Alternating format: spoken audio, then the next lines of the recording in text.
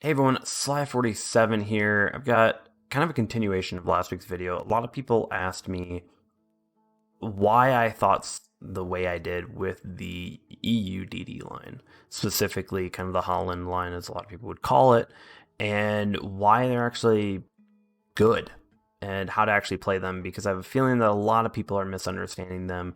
It's a very easy way to look at the stats and say these are worthless, and then once you start playing them, you kind of learn how to play them, and all of a sudden you're in love with them. So I want to help more people fall in love with this line, because I do believe a lot more people would enjoy this line if they played it right. But let me first get over with the like and subscribe. Thank you all for who have already done it. Thank you to the Patreon supporters for helping make this channel possible and kind of curb the cost of some of the things for this channel. Thank you all for making it happen, and also thank you for the amazing support with the amount of people that actually have subscribed to this channel in the recent months.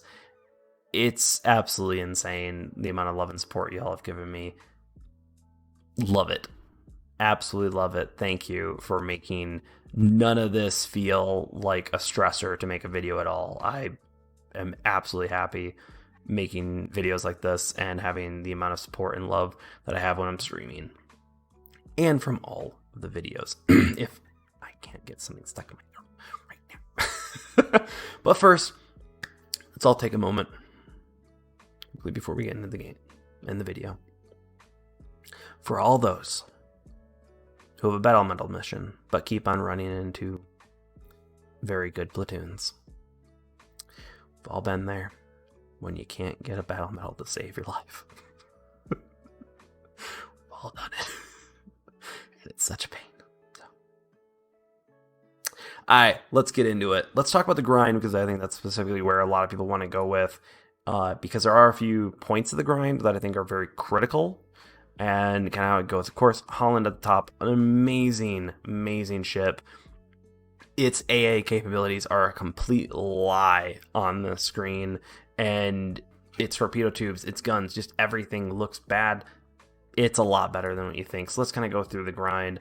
Let's kind of do this. So realistically, what is this line? How does it play? What is it? These are gunboats, but they also have really good flooding torpedoes that are insanely fast.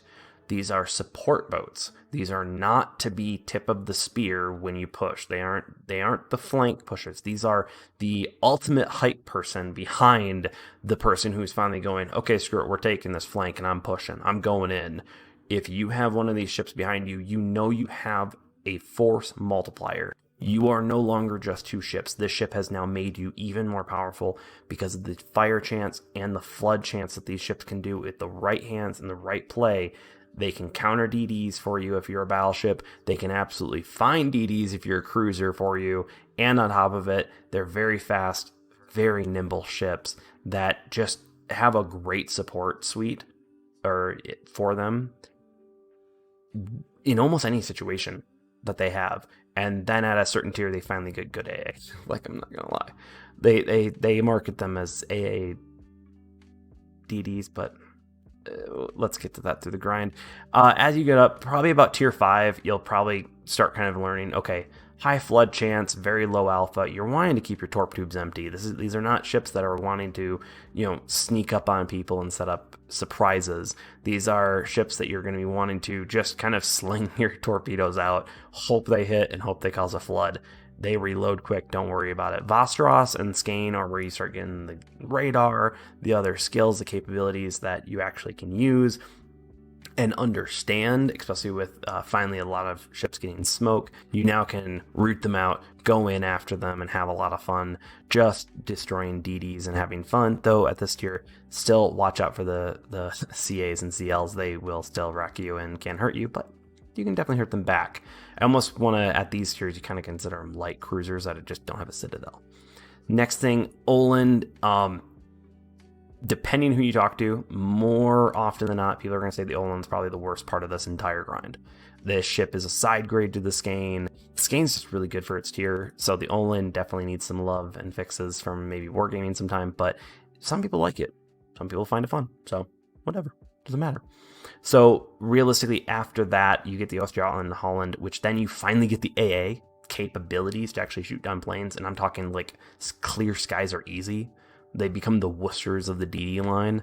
So definitely fun grind from there, and realistically you just start getting good guns too, like guns that aren't slow firing. You start getting less guns, but they shoot faster, so they kind of work out in the end of it all. So definitely that's how the grind's going to work out. That's how you should kind of perceive it. Let's kind of get into the gameplay real quick so that we can actually watch this and have some ideas on how this all works and everything. Let's kind of up the quality here. Make sure this is all good. Okay, so how do you play these? In my opinion, you have to watch for the flank pushes. You have to be the ultimate support person. You have to be the ultimate hype person, as I said before. You do not want to be that ship that goes in too early, because you have the additional heals that you get, I think at like tier 7 or something like that. You kind of always want to be higher than half health. If you're lower than half health, you're pretty much going to want to pull back, kind of maybe launch some torps off, get some floods here and there, but don't expose yourself too well. These are gunboats. You want to have that health in order to kind of keep going, and you'll see a point in this where I should have fallen back and healed, but I didn't, and that was my own fault. But you'll see here, right here, this DD challenging me and challenging, being like, hey, I'll just quickly get some shots off, everything like that. No, I'm going to find you and I'm going to kill you. That's what these ships are for. They can root out DDs incredibly well. Their fire rate, their AP damage, HE damage, really close. I prefer AP on DDs, but here I'm like, why even change? I might get a fire, might have some fun with that, and keep them spotted longer within their smoke.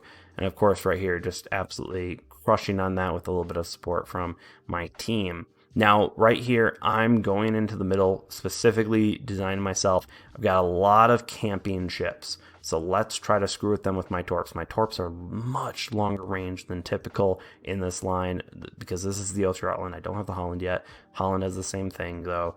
But you want to keep those torp tubes empty, because you want to keep those floods constant. That's how you're actually going to get a lot of damage in the ship, is from fires and floods, and constantly keeping that rotating amount of constant tick damage on the enemy team. Now, typically I'd say fire off one torp tube here. For me, I reload so quick, let's just kind of fire them off both, whatever, it doesn't matter. So here, once again, engaging another DD, I'm going to switch over to AP, and as you can tell, it's going to be a little bit more consistent on the higher amounts of damage. I don't have my radar, so let's just kind of move on and kind of focus on another ship. Yeah, I got one hit, but no fire. I'll just shoot the Kronstadt, which is clearly one of the best tier 9s, but don't worry, I'm gonna show you how you can defeat them pretty easily within this gameplay. So how you typically want to set these ships up, you actually can't go with equipment-wise. You can go me-melee, although I wouldn't tell you that early on, and I wouldn't even consider going stealth builds on these ships, because you're typically going to be firing your guns constantly. You're not going to be wanting to stay stealth at all. But with this, you typically want to go turret traverse, or even reload buff if you want to risk it. I kind of don't want to risk it, so I typically just go that specific turret traverse, and then I would definitely more go towards acceleration and turning time. Do that. If you choose differently, leave it down in the comments and why you would consider that. But for me, these are gunboats through and through. I need to keep them nimble. I need to keep them mobile. I don't really care much about stealth, and I think I'd want to prioritize that better. On this Bismarck right here, you're going to tell I'm just going to keep on pestering it. I've got a good amount of health. My heal's on reload, but I can take my time with it. He's far enough away. I can keep him far away. It'd be good, and my main focus right now is getting those floods, getting those fires on it, so I can constantly start to keep that tick damage, so I can constantly whittle it down, because I don't have that alpha. I need to make sure that they're weakened by fires and floods. So right here, as you can tell, I'm kind of holding off, and I'm about to start an assassination run on him. I've got my torpedoes reloaded, and I might have enough alpha to kill him. I do have ships to the right to handle, but right now I've kind of got just Bismarck and I going toe-to-toe, and if I can play this right, I should have enough alpha to kill him. And then, of course, right here, send him off. Nice little 5 torpedoes. Ended up killing him, which I did need to have both torp tubes. So here, My teammate just went down via the Kronstadt. Kronstadt's a very powerful ship at tier 9, but it's not a very good anti-DD. It has no skills to really prevent me from taking it on, no way to detect me very well, though I don't have smoke, but it's not an amazing gunship on taking out DDs. Here, I'm just going to hold back. I've got the health. I'm going to be able to heal up right now. Take it easy, take it slow. Remember, these ships are always about staying alive constantly and pestering your enemy team, keeping those torp tubes empty and keeping those floods and fires on them. This game, of course, I didn't get many fires, but I've gotten those plenty in the past. He has a slow turret traverse. I'm just going to go out and just absolutely drop both torpedo tubes on him. Down right here. This is where I make my fatal critical mistake. I don't have a heal up and ready, and I've got a Fletcher, actually at what I would consider comparable health, even though it looks like he's a lot more, or they have a lot more.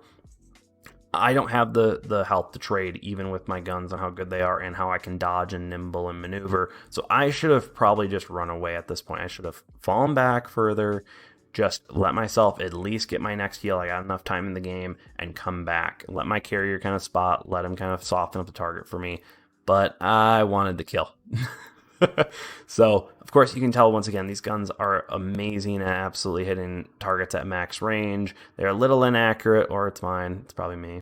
But definitely some fun times with just absolutely just pelting. Even though you don't have that many guns, you're able to just push out so much damage. And right here, if I would have just taken a little bit more time and just played how I should have played this line, I would have continued on being alive. But still, a 100k game in a North Scotland is very rare, and you should basically consider anything over 40 to be a dang good game at probably tier 8 and higher, because you have that length of time where you have to build those fires, you have to get those floods, your torpedoes and your guns aren't going to give you damage. It's those fires and floods that are absolutely going to take you and give you, I'd say, 40% to 50% of your damage every single game. So you need to play with that team. You need to absolutely screw with them, as I like to call it. And like that, you need to play with your food. You know, send off a torp tube, get a flood, let them heal, wait 10 seconds, boom, haha. Guess what? You're going to have another flood on you in just a little bit. Enjoy! That's the fun part of this line, and I'd highly suggest it for anyone who wants to increase their skill on how to play DDs and how to better use fires, how to better use floods and everything. This line will teach you, because it kind of enforces it. If you want to have a good game in this ship, you have to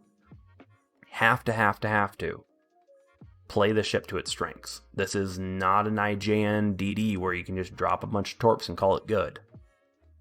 You have to play it for the floods. You have to play it for the fires. And even better, you have the ability to take on carriers at higher tiers, and you have the ability to take on DDs very well. Everything in between, you either can screw with it or you run the crap away because they're going to kill you. Then again, that's most DDs in that situation. But to me, I have so much fun with this line. Besides the Oland, it's been fun. I've had zero problems with it, zero trouble with it, and a lot of other people say the exact same thing. So I hope this video kind of talking everything through how to play these better, how to do so much more damage with these. It's highly critical you play them right and play them how you should, instead of an ambusher like the IJN line or just kind of a do-it-all like the American line. You have to play them for their capabilities. But hope this teaches everyone. Thank you again for watching, especially this long, like 14-minute video. Made it a little longer than I wanted to, but either way, thank you all for the love and support. Thank you to the Patreon members for $1 a month to help out, and if you want to help support, links are down below. And either way, thank you for supporting with the like and subscribes if you can. You're all awesome. Have a good day. Peace.